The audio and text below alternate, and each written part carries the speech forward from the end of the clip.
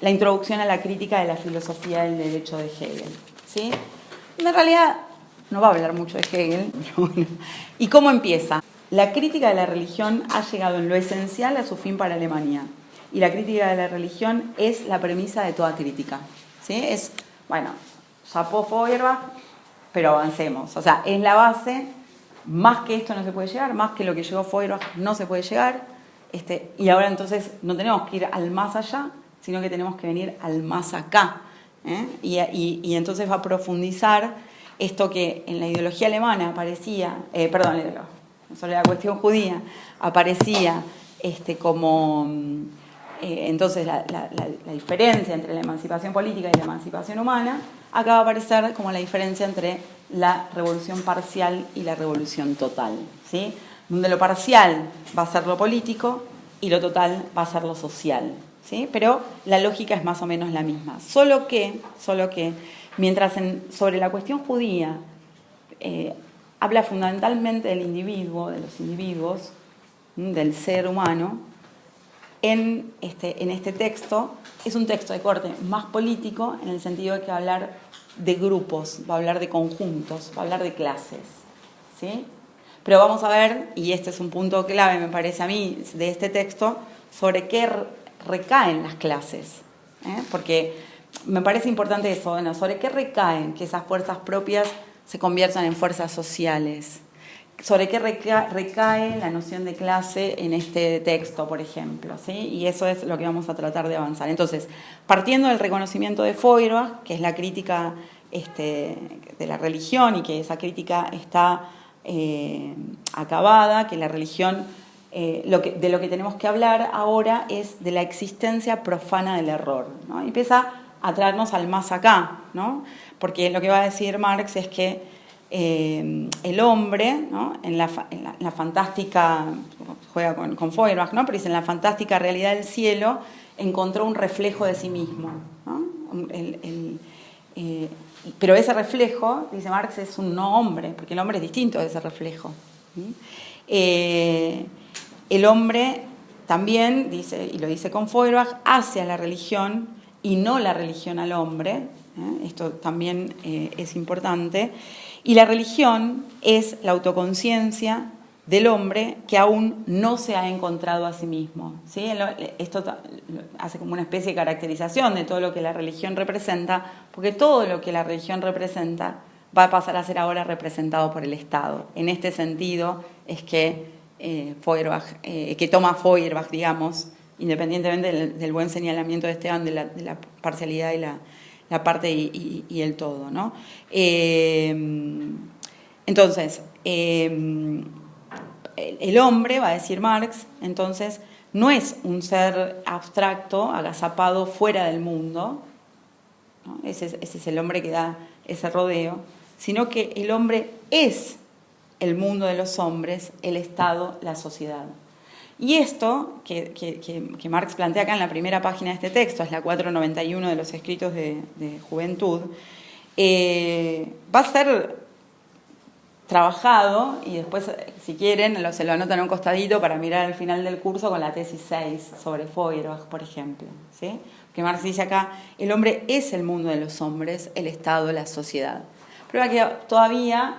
Bueno, hay que ver sobre qué radica, sobre cuál es la cuestión principal del mundo de los hombres. Y ahora avanzamos sobre ese punto. Entonces, el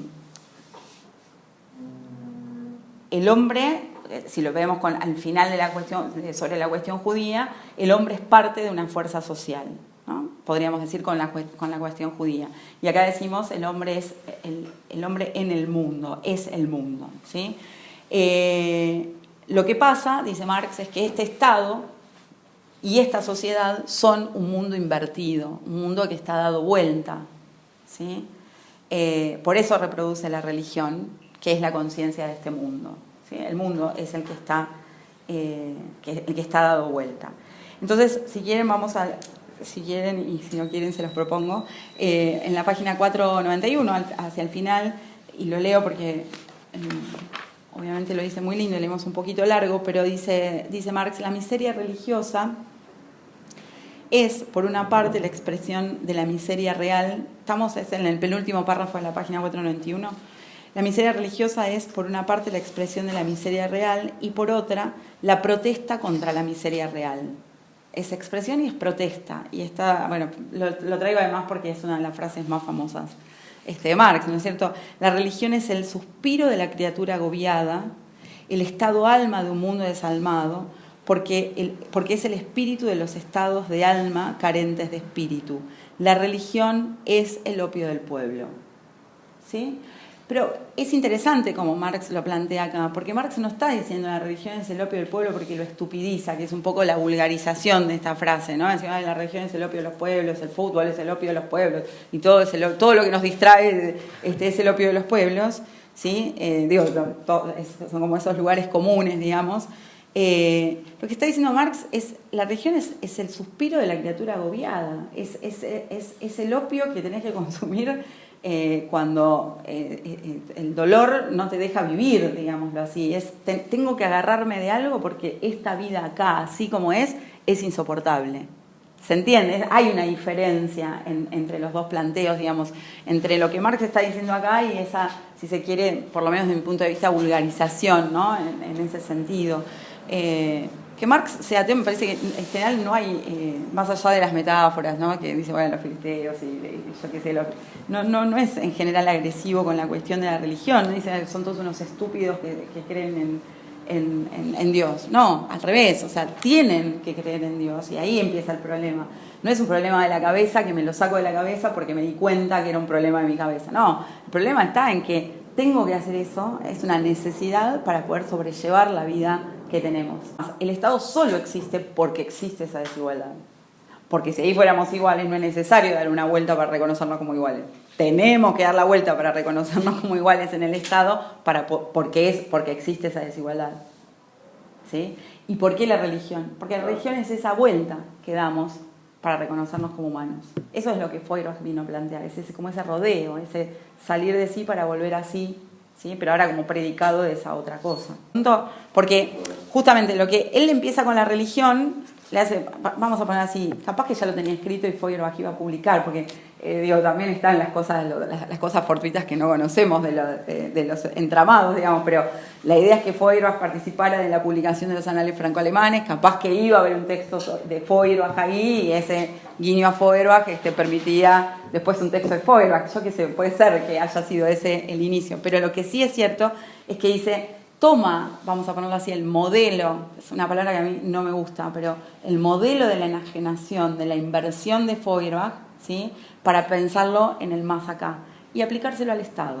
No me gusta para nada hablar así de Marx porque no me parece que sea lo que haga, pero me parece que sería claro pensar el modelo de la enajenación, ¿sí? De Feuerbach para pensarlo en el ámbito terrenal, no en el celestial de la religión, sino en el ámbito profano, ¿sí?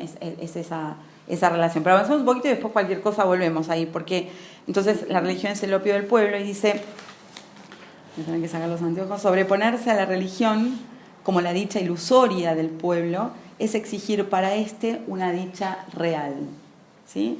El pugnar por acabar con las ilusiones acerca de una situación significa pedir que se acabe con una situación que necesita de ilusiones. A veces el juego de palabras nos vuelve loco, ¿no? Hay que decirlo y uno necesita leer varias veces ciertos párrafos para... pero decir, lo que él dice es, sobreponernos a la religión es pedir que en la realidad... O sea, yo no puedo dejar el opio, me voy a llevar la metáfora, es malísima, perdóname, no se lo voy a entender a Pablo, pero yo no puedo abandonar el opio si me sigue doliendo la enfermedad que tengo, ¿sí? No puedo dejarlo. Entonces, querer dejarlo significa curarme, vamos a ponerlo en... Y si no, no puedo dejarlo. Entonces lo que Marx diría es, bueno, para que una sociedad deje la religión, tiene que reencontrarse consigo misma, ¿sí? Entonces es transformar eso que hace necesario la religión para que la religión deje de ser necesaria. No dejar la religión y seguir con el dolor de esa vida, pero ahora sin la religión. ¿Se entiende? Es decir, lo que Marx va a empezar a plantear es la religión es el emergente de la forma en cómo vivimos. Y en ese punto después va a venir la crítica a Feuerbach, ¿sí?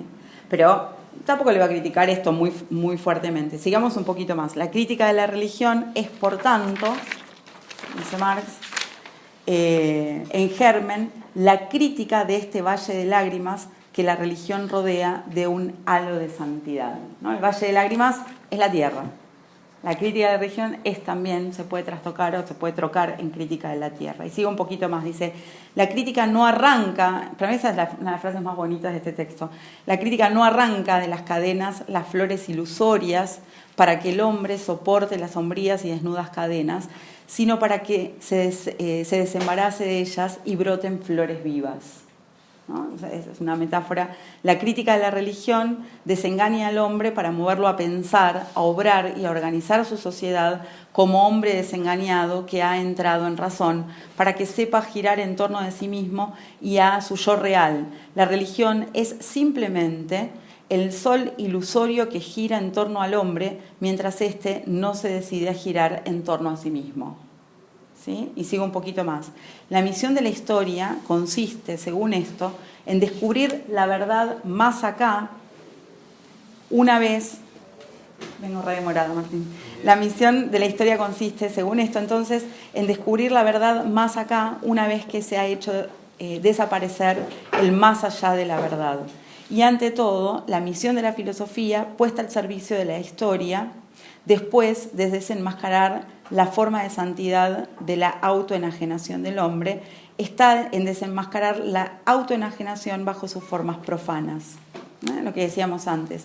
La crítica del cielo se trueca de este modo en la crítica de la tierra, la crítica de la religión en la crítica del derecho, la crítica de la teología en la crítica de la política.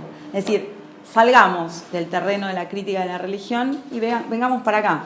Y veamos que nosotros no nos autoenajenamos solamente en una vida celestial, sino que también nos autoenajenamos en formas profanas. Y una de esas formas profanas es el Estado. ¿Sí? Y en ese sentido es bastante parecido a lo que planteaba entonces sobre la cuestión judía. Entonces, lo que va a empezar a plantear Marx en este punto es, bueno, ¿qué le pasa a Alemania, ¿sí? Particularmente respecto de otros pueblos, y si está en condiciones de emanciparse políticamente o humanamente, podríamos decir, si está en condiciones de hacer una revolución o de pasar por una revolución, ¿no? Esta es la pregunta. Pensemos de vuelta que es un texto que se escribe desde Francia para ser introducido, digamos, y generar algo, ¿no? Esta idea donde, además, el punto central va a ser la crítica, ¿sí? Es decir, ¿cuál es, y esta podría ser una pregunta que guía el texto, cuál es el poder de la crítica? ¿Sí? Pensemos también que vieron el título de la materia, el pensamiento sociológico del joven Marx, la contradicción más grande de la historia, pero no importa, dejémoslo de lado esa parte. La segunda, ¿no? De la alienación a la praxis, ¿no? Ese es un poco el recorrido que nosotros queremos plantear, y Marx parte de acá, de la alienación, digamos, de la noción de alienación. No se resuelve en esa frase la materia, no viene más, pero digamos,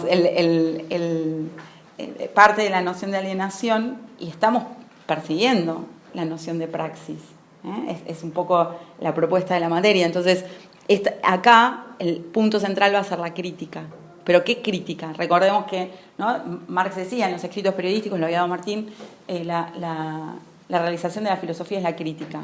Bien, Bauer hace crítica, reconoce el problema, hace la crítica y cree que el problema se resuelve. El problema no se resuelve. Entonces, la cuestión central acá va a ser la crítica práctica. Y la crítica práctica como mediación a la praxis, ¿sí? Digo, si uno quisiera como empezar a tender puentes que todavía no están resueltos, y es un problema serio que tenemos nosotros en la materia, que es, bueno, vamos a llegar a tener que presentar una propuesta de trabajo sin haber terminado la materia, digamos, básicamente. Pero digo, para empezar a tirar algunos lazos, si se quiere. Entonces, decíamos esto de la crítica práctica, digamos, que va a aparecer acá.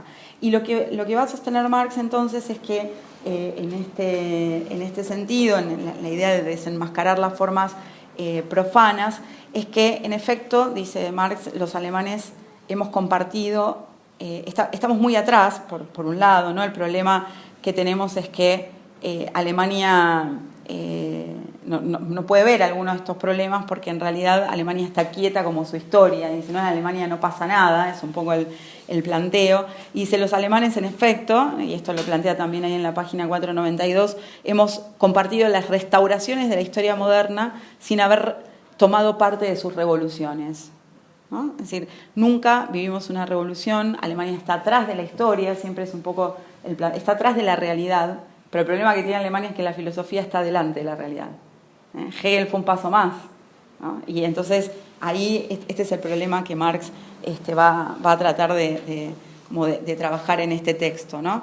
Y dice, pero sí lo que va a decir, y empieza a introducir esta idea, que es muy potente en términos políticos, que es que Alemania pudo vivir las restauraciones que vivieron otros pueblos, o mejor dicho, pudo vivir esas restauraciones sin haber tenido revoluciones, porque otros pueblos tuvieron revoluciones y tuvieron restauraciones. Es decir, no hace falta, y lo empieza a sugerir, no hace falta para tener una restauración haber pasado por una revolución, vamos a ponerlo en estos términos, porque no hace falta que cada país pase por esos pasos, lo empieza a sugerir de alguna manera en este sentido. Dice, los alemanes no hemos tenido libertad, ¿no? Y pone una frase ahí, hay algunas expresiones que son fantásticas, pero dice, los alemanes conducidos por nuestros pastores solo acompañamos a la libertad un día, el de su entierro, ¿no? Es decir, nunca la vimos viva, ¿no? Este sería un poco el planteo que hace Marx. La libertad para nosotros no existe. Lo que dice Marx es que a pesar de ello no puede renunciarse a la crítica, aunque no tengamos libertad, no puede renunciarse a la crítica, y a la crítica que lucha contra esas realidades. Por ejemplo, esta idea de que no haya habido libertad o que no haya libertad en Alemania. Y lo que va a decir ahí entonces, y si seguimos, si se quiere, la línea crítica, de la palabra crítica, lo que va a decir Marx es que la crítica es un arma de lucha, ¿sí? Y ahí empieza entonces a hacerse no ya la crítica como denuncia solamente, ¿sí? Como cuando Marx dice, por ejemplo, en la editorial 179 de la Gaceta de Colonia, que es un texto periodístico, la filosofía debe hacerse mundo. También un poco lo que está diciendo Marx ahí es la filosofía tiene derecho a estar en los diarios, en los periódicos, porque esto es llegar al pueblo, ¿no? Ahora, acá es otra cosa lo que está diciendo, porque dice la crítica es un arma de lucha, dispara contra el enemigo, al que no le interesa refutar, sino destruir, ¿no? Y ahí la pregunta empieza a ser, Marx no se la hace siempre, pero uno se la podría empezar a hacer, es, bueno, pero ¿cómo destruís a ese enemigo? Uno diría, bueno, con la crítica se refuta, no, hay que destruir, ¿no? Su tónica esencial, dice Marx, es la de la indignación, y su tarea esencial, la denuncia de la realidad, ¿no? Esto lo va a plantear. Ahora, se refiere a la crítica práctica, porque la crítica que recae sobre este contenido, ¿no? Sobre la falta de libertad, sobre los problemas que tiene la sociedad alemana, es la crítica en combate, ¿no? Es una, que no es el periodismo de guerra de algún local, digamos, pero es la crítica en combate, ¿no? Se trata, esta crítica lo que tiene que hacer, ¿no? Y pensemos de vuelta que Marx está escribiendo desde fuera de Alemania, de no dejar a los alemanes ni un instante, ni un minuto de tregua, dice algo así como para la ilusión y la resignación. Acá nadie se tiene que resignar, ¿sí? La crítica permite la conciencia, podríamos decir nosotros, y hay que hacer entonces que la opresión, dice Marx, la opresión que viven los alemanes sea más opresiva, añadiendo a la opresión la conciencia de la opresión. Por eso la religión en ese punto no nos sirve, porque la religión tapa la opresión, ¿sí? O el dolor de la opresión. Lo que tenemos que hacer nosotros es, bueno, llevarlo al extremo y hacer consciente, ¿no? la opresión, haciendo que la infamia se vuelva todavía más infame al pregonarla, ¿no? Y esto ya empieza a ser una cuestión política, ¿no? Hay que presentar, dice Marx, las vergüenzas de nuestra sociedad, ¿sí? Y estas vergüenzas que son las que deberían molestarnos, ¿no? De alguna manera, y llevarnos a la acción. Hay que enseñar al pueblo, dice Marx, a asustarse de sí mismo, ¿no? A darse pena a sí mismo, digamos, como forma de la conciencia de esa opresión que está viviendo, ¿no? Y lo que dice Marx entonces es que ¿por qué es importante esto en Alemania? Aunque nunca hayamos tenido libertad, dice Marx, porque en realidad el status quo alemán es la culminación del antiguo régimen. Nosotros somos el último momento del antiguo régimen y el antiguo régimen persiste todavía en las sociedades modernas, ¿sí? Por eso es importante que Alemania avance, ¿no? El antiguo régimen, dice Marx, es la debilidad oculta del Estado moderno, ¿sí? Y por eso hace este juego de palabras, porque dice, la lucha contra el presente del pueblo alemán es la lucha contra el pasado de los pueblos modernos, es decir, de los pueblos que pasaron por revoluciones, por ejemplo, en el caso de Francia, particularmente. En la página 495, Marx dice algo que es muy importante, ¿no? Porque dice, para poner por qué Alemania puede hacer esto finalmente y por qué Alemania tiene que participar de esto aunque esté atrasada respecto del mundo y por qué, adelantémoslo, no necesariamente tiene que pasar por ser Francia, pasar por la revolución que pasó Francia.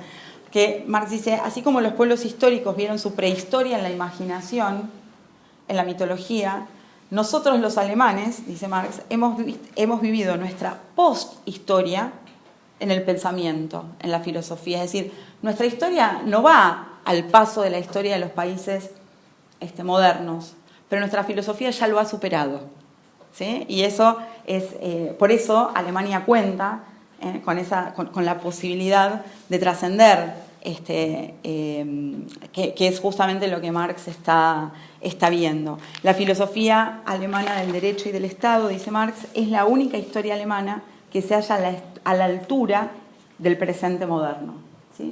Hegel llegó al presente moderno, la historia no. Es decir, Hegel, y de ahí su idealismo, ¿no? Digamos, el planteo idealista de presentar algo, porque incluso hay una discusión, bueno, Hegel que estaba mirando, el Estado prusiano, el Estado francés, y en realidad ningún Estado el que Hegel plantea es lo que Hegel plantea, digamos, ningún Estado concreto. Entonces, bueno, ahí empieza esta cuestión, ¿no?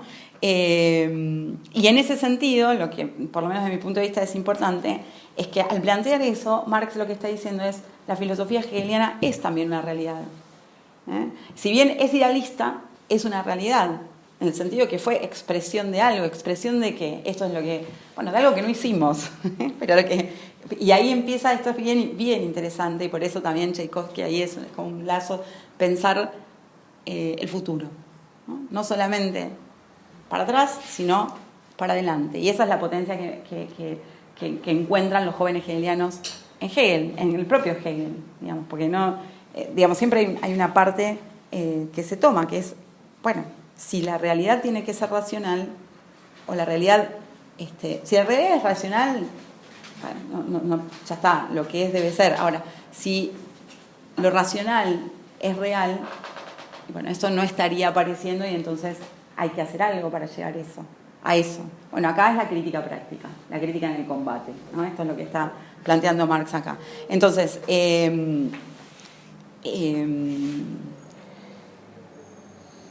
y ahí, bueno, discute con los que va a llamar el partido práctico y el partido teórico, y el partido práctico son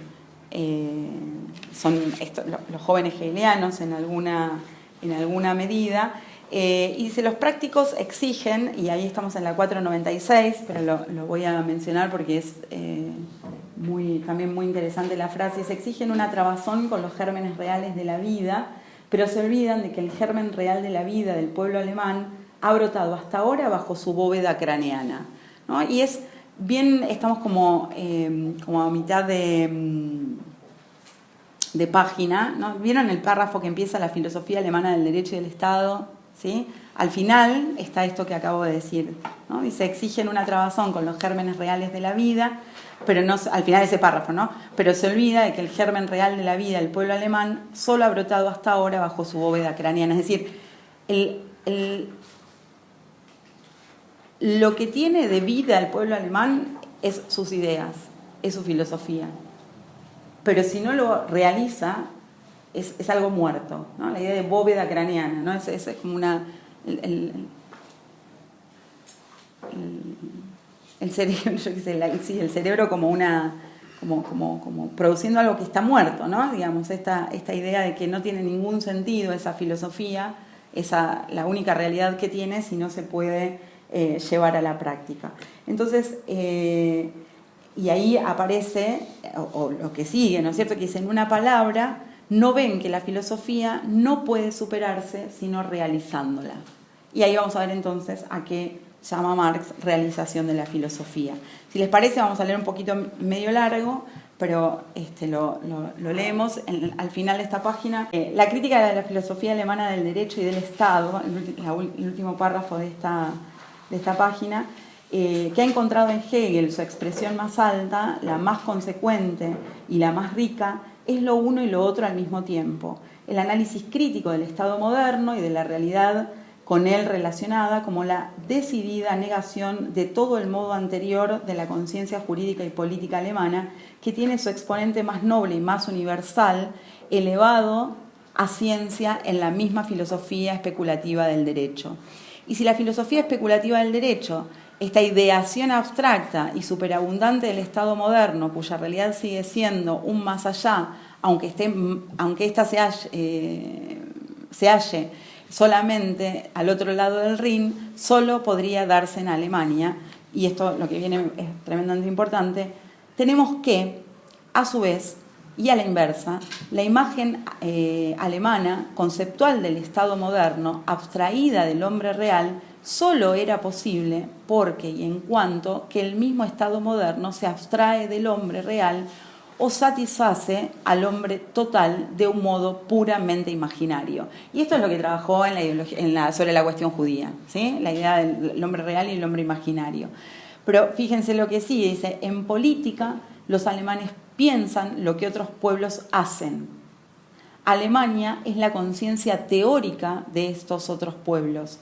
La abstracción y la arrogancia de su pensamiento corre pareja con la limitación y la pequeñez de su realidad. ¿No? Es gigante en términos de filosofía, en términos de pensamiento, y la historia en la práctica va muy atrás.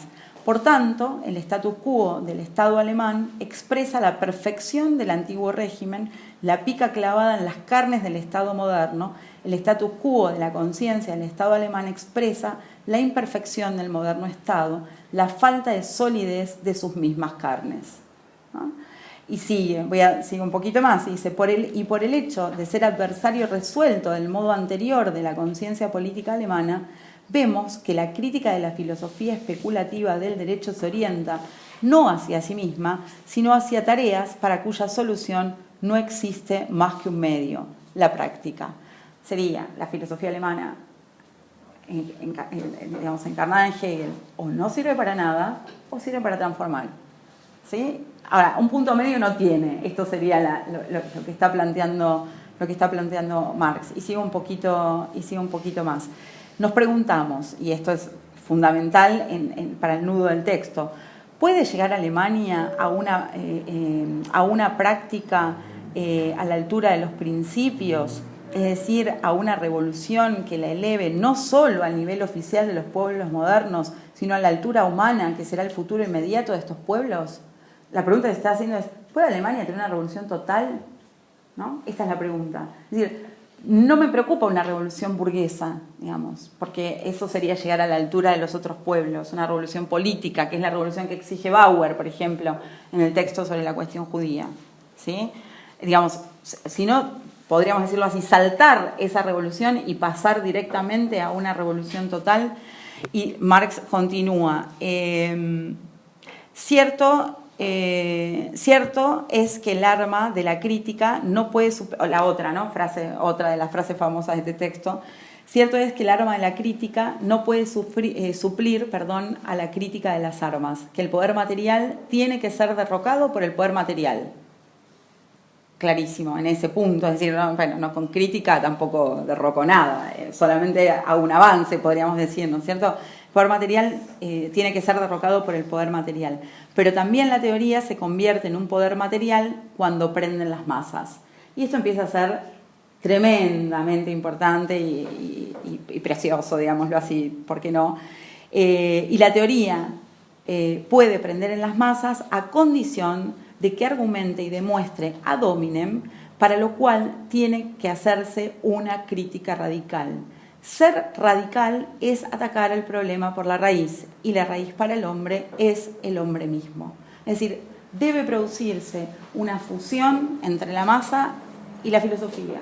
La filosofía debe hacerse mundo, pero no ya porque se va a publicar en un periódico, sino que debe prender en las masas, ¿sí? La filosofía debe prender en las masas. La prueba evidente del radicalismo de la teoría alemana, continúa el párrafo, y por lo tanto de su energía práctica, está en saber partir de la decidida superación positiva de la religión. La crítica de la religión desemboca en el postulado de que el hombre es la suprema esencia para el hombre y por consiguiente en el imperativo categórico de echar por tierra todas aquellas relaciones en que el hombre es un ser humillado, sojuzgado, abandonado y despreciable. Ese es nuestro punto de partida, ¿no? Y bueno, ahí sigue respecto de los perros, bueno, en fin, que sí, se tratan como personas. Pero lo importante acá entonces es que lo que presenta la crítica de la religión es la posibilidad efectiva de superación, no ya solamente de la religión, ¿no? Y ahí le vuelve a dar como la derecha Bauer en ese sentido, sino que la posibilidad, ¿sí?, de una revolución total a Alemania. Y esto es importante. Y en ese sentido, uno podría decir, la revolución comienza, dice Marx, en el cerebro del filósofo, ¿sí? La filosofía es el elemento activo, pero ese elemento activo debe encontrar una masa, dice Marx, ¿no?, en la que poder prender de alguna manera, ¿sí? Y si avanzamos un poquito más, lo que Marx va a estar planteando es entonces algo político respecto del carácter de lo que está planteando, pero no político en el sentido de revolución política, porque para él eso es necesariamente una revolución parcial. Si les parece, vamos a la página 498, al último párrafo, porque lo que dice Marx es que entonces toda revolución, va a plantear en esa página, requiere de un elemento pasivo, de una base material. En un pueblo, dice Marx, la teoría se realiza en la medida en que es la realización de sus necesidades, ¿no? Y entonces esa teoría debe representar o debe mostrar las necesidades que ese pueblo tiene, ¿sí? Y sigo entonces con la cita de la página 498, una de las citas de la página 498, que dice: Alemania no ha escalado a la par con otros pueblos modernos las fases intermedias de la emancipación política. No ha llegado siquiera prácticamente a las fases que teóricamente ha superado. ¿Cómo podría, dando un salto mortal, remontarse no ya sus propios límites, sino al mismo tiempo por sobre los límites de los pueblos modernos, límites que debía sentir en la realidad y a los que debía aspirar como a la emancipación de sus límites reales? Una revolución radical solo puede ser la revolución de necesidades radicales, cuyas premisas, cuyas cunas parecen cabalmente faltar. Y eso es muy importante. Una revolución radical solo puede ser la revolución de necesidades radicales. Y Alemania no tiene la necesidad de la libertad, o no parecería tenerla, pero en realidad aparece esta noción de esta asociación, es decir, la necesidad de que existan estas necesidades radicales y que para eso se necesita entonces también una masa. Y uno podría decir, se necesita un sujeto, porque en definitiva lo que también está haciendo Marx en este texto es perseguir un sujeto, que es un sujeto político, que es un sujeto histórico, ¿sí? En la página siguiente, en la página 499, dice Alemania, como al final, estoy 3 renglones antes de terminar el segundo párrafo, dice Alemania, que es la ausencia de todo presente político constituido por elección propia, solo podrá derribar las barreras específicamente alemanas, derribando la barrera general del presente político. El sueño utópico para Alemania, y esto es la justificación de por qué Alemania puede ir directamente a una revolución total, el sueño utópico para Alemania no es precisamente la revolución radical, no es la emancipación humana general, sino por el contrario la revolución parcial, la revolución meramente política, una revolución que deje en pie los pilares del edificio. Eso es utópico para Alemania, lo que ya hicieron otros países. Lo que no es utópico es lo que sigue, que dice, ¿sobre qué descansa una revolución parcial, una revolución meramente política? Sobre el hecho de que se emancipe solamente una parte de la sociedad e instaure su dominación general, sobre el hecho de que una determinada clase emprenda la emancipación general de la sociedad partiendo de su especial situación. Esta clase libera a toda la sociedad, pero solo bajo el supuesto de que toda la sociedad se halla en la situación de esta clase, es decir, de que posea, por ejemplo, el dinero y la cultura y pueda adquirirlos a su antojo, ¿no? Como fue, por ejemplo, el caso de la burguesía en Francia, ¿sí? Pero fíjense cómo sigue. Dice, ninguna clase de la sociedad civil puede desempeñar este papel sin suscitar un momento de entusiasmo en sí misma y en la masa, momento durante el cual confraterniza y se confunde con la sociedad en general. Se confunde con ella y es sentida y reconocida como su representante general y en el que sus derechos y exigencias son, en verdad, los derechos y exigencias de la sociedad misma, en el que esa clase representa la cabeza y el corazón de la sociedad. La cabeza y el corazón de la sociedad. Solo en nombre de los derechos generales de la sociedad puede una clase especial reivindicar para sí la dominación general. Y esto es lo que hizo la burguesía en Francia, podríamos decir nosotros, ¿sí? Es decir, encarnó los derechos, por lo menos eso es lo que intentó hacer. Dice, y para escalar esta posición emancipadora y poder, por tanto, explotar políticamente a todas las esferas de las sociedades en interés de la propia, no bastan por sí solos la energía revolucionaria y el amor propio espiritual. Y esto es recontra importante. Para que la revolución de un pueblo y la emancipación de una clase especial de la sociedad civil coincidan, para que una clase valga por toda la sociedad, y esto empieza a plantear o dejar planteada la idea de clase universal, ¿no? Que en principio es una contradicción, porque uno diría clase es parte, universal es todo, pero empieza a plantearlo porque es la clase que vale por toda la sociedad, ¿no? Y esto también se empieza a tirar de ese hilo. Se necesita, por el contrario, que todos los defectos de la sociedad se condensen en una clase, que esta determinada clase resuma en sí la repulsa general, sea la incorporación de los obstáculos generales. Se necesita que una determinada esfera social sea considerada como el crimen manifiesto de la sociedad toda, de tal modo que su liberación se considere como la autoliberación general. Pero fíjense que esa clase Marx en este texto la encuentra, pero vamos a ver sobre qué basa esa clase, ¿sí? Es decir, porque está diciendo un montón de cosas, pero en realidad es que tenga el padecimiento, que no sea nada y que porque no es nada pueda hacer todo, pero hay un elemento que todavía está faltando. Para que una clase de la sociedad sea la clase de la liberación por excelencia, es necesario que otra sea manifiestamente el estado de sujeción, ¿sí? Y esto es bien importante. La significación negativa general de la nobleza y el clero francés condicionaba la significación primariamente delimitadora y contrapuesta del tercer estado. Pero en Alemania no hay ninguna clase especial que posea la conciencia, en rigor, el arrojo y la intransigencia necesarios para convertirse en el representante negativo de toda la sociedad.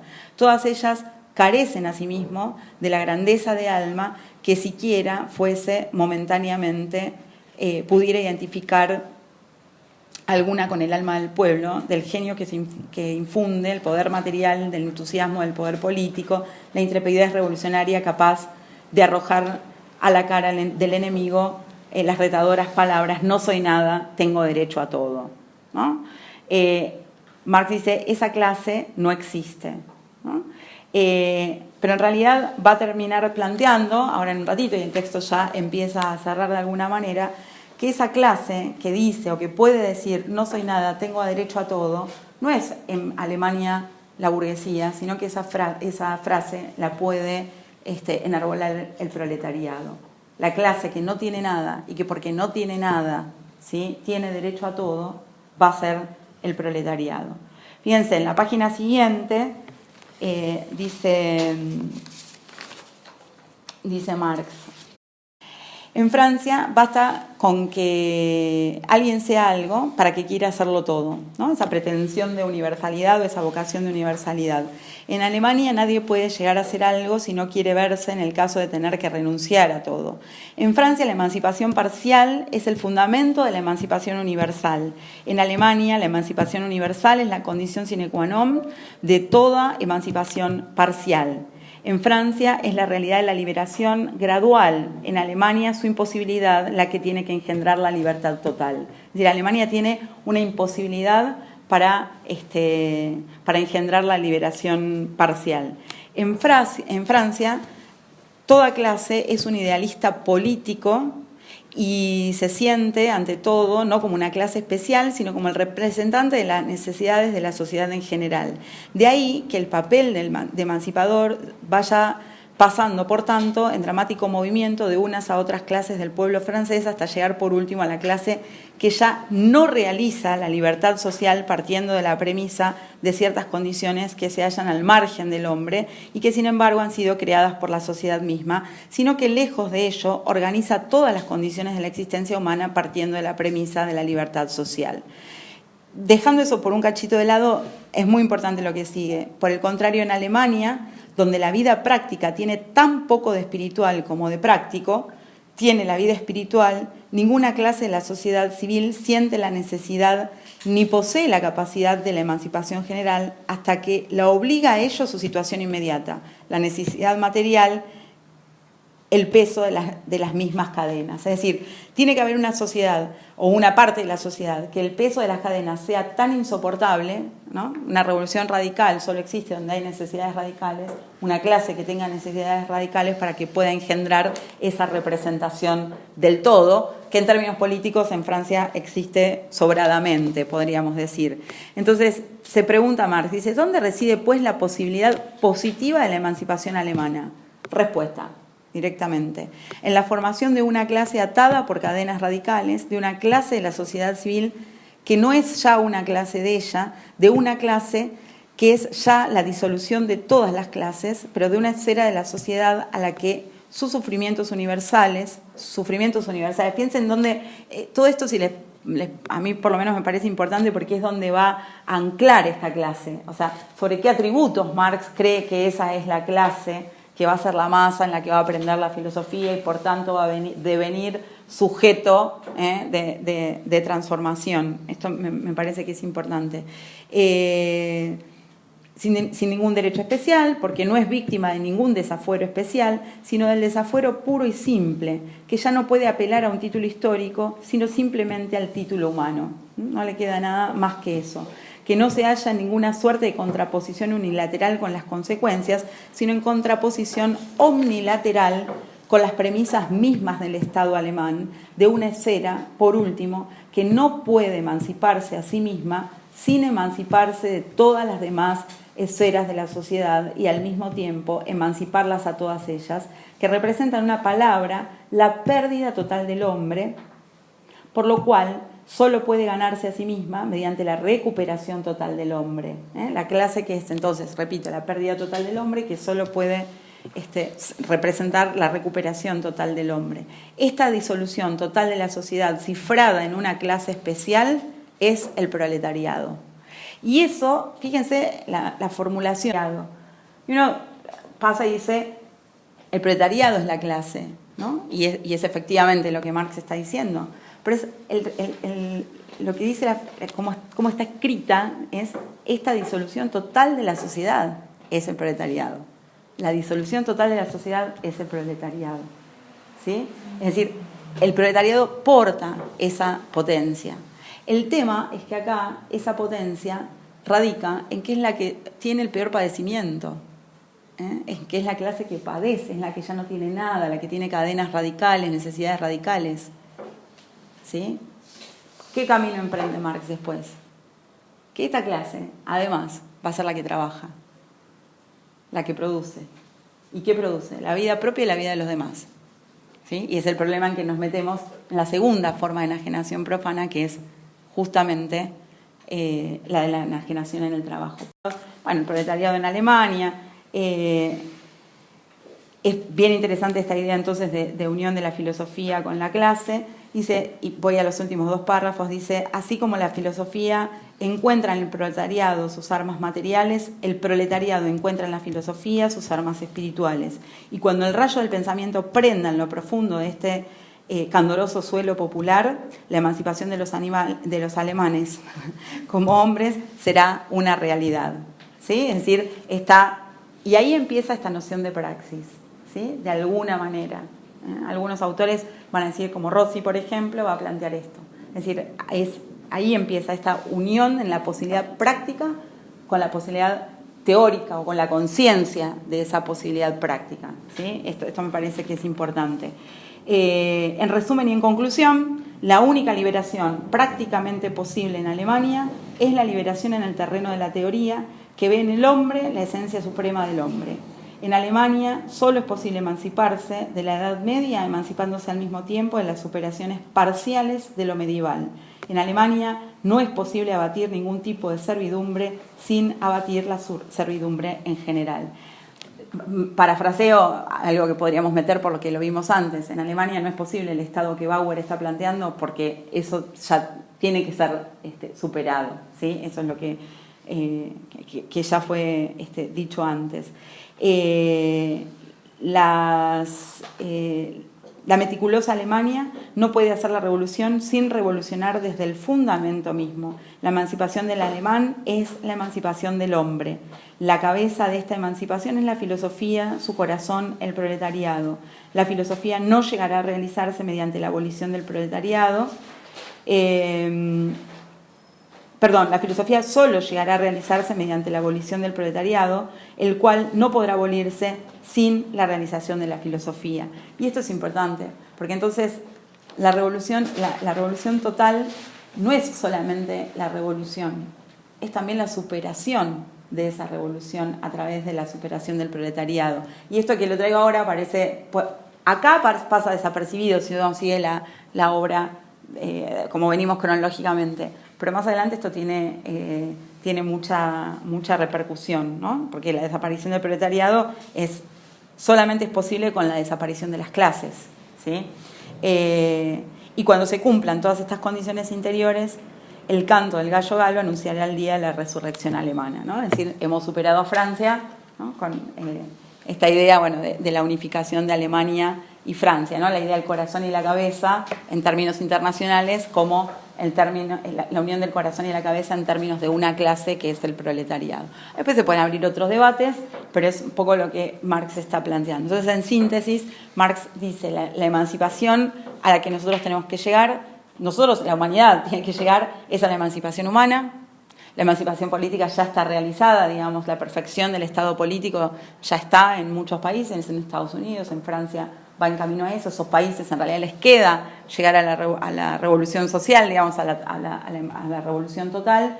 Para el caso de Alemania, esto es la única posibilidad que tiene. Pero entonces, emancipación humana como sinónimo, si quieren, en este otro texto, de revolución total o de revolución social, y emancipación política en la cuestión judía como revolución política o revolución parcial en este otro texto. Y en el medio, 2 o 3 cuestiones. La diferenciación de las esferas, pero me parece la idea de crítica práctica, de crítica en el combate, de crítica que el poder material se derroca por el poder material, de la filosofía que se hace carne en una clase y encontrar esa clase. Es la primera vez que Marx dice el proletariado es el sujeto de esa revolución total. Ahora, el proletariado, ¿qué es? Una clase con cadenas radicales, una clase con necesidades radicales, no es el que produce la vida, que es lo que Marx va a seguir avanzando en los textos siguientes.